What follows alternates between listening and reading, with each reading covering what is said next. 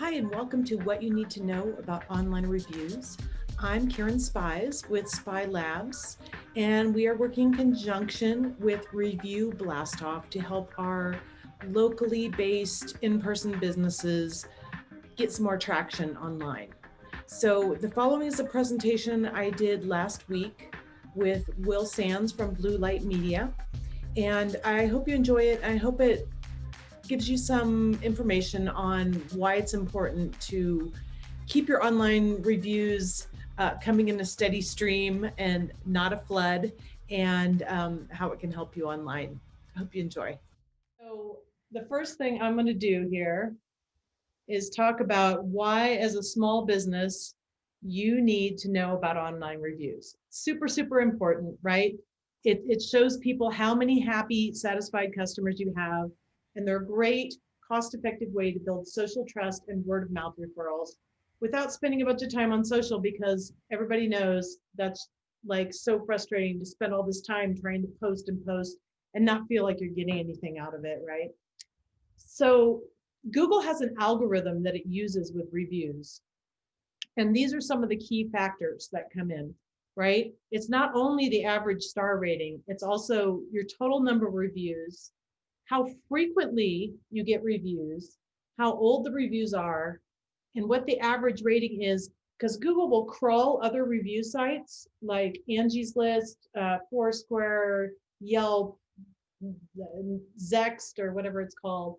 So it'll pull all those in and factor those in as well. Also, how your business responds to negative reviews actually affects your ranking.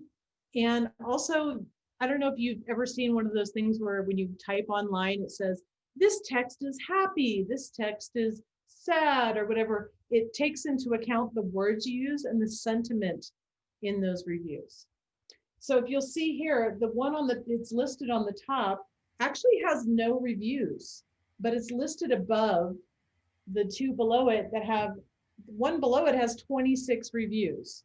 So that's a little bit perplexing if you think it's just a one for one. So 95% of the people who search for local businesses do it online, and 91% of them read those reviews. And the one that really gets me, the statistic here, is that 84% of the people trust an online review just as much as a personal recommendation, which is really crazy, right? Because it's just literally, I mean, Google does a great job of verifying that the people who are writing reviews actually have Google accounts, which is why they're so much more valuable than just like writing something on your website. Sally G says, I'm awesome, that doesn't count.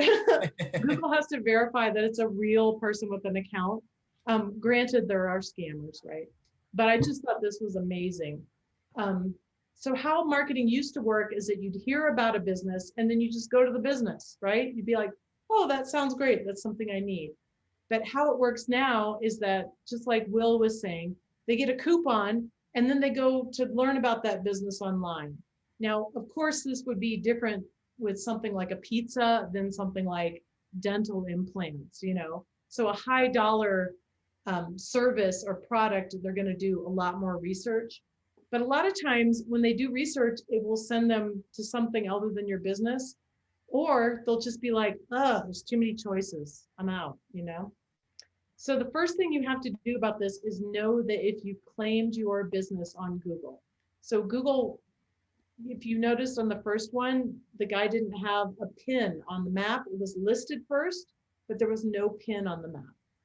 So if you go to this bit.ly, it will show you step by step how to go ahead and set up your Google business account, which is super valuable if you want to do advertising on Google, and also connects to YouTube if you want to do some YouTube ads, which is a fun thing. So maybe you're like, I have a business, I love, my customers love me, my clients love me, but they never write reviews, right? Super frustrating, right? And here are the 3 main reasons. They didn't have time, they forgot, or they just don't know how, because sometimes it is a little convoluted to get to the place where you actually leave the review.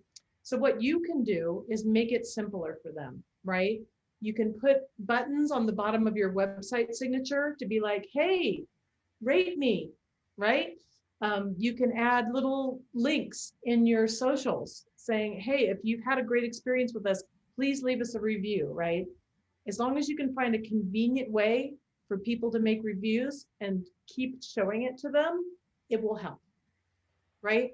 Another really powerful thing you can do is email your current list and keep track of who actually leaves a review. And then like in 2 weeks, email them again and say, hey, just checking in to see when you might be able to rate the review. I know it's a little aggressive, but it's really important. And it really lends to the long-term credibility of your business. Now, just a warning on this, you guys, don't email 500 people and ask them to leave your review, because if you haven't gotten a review in 3 years and you suddenly end up with 120, Google will cut them off. Oh no.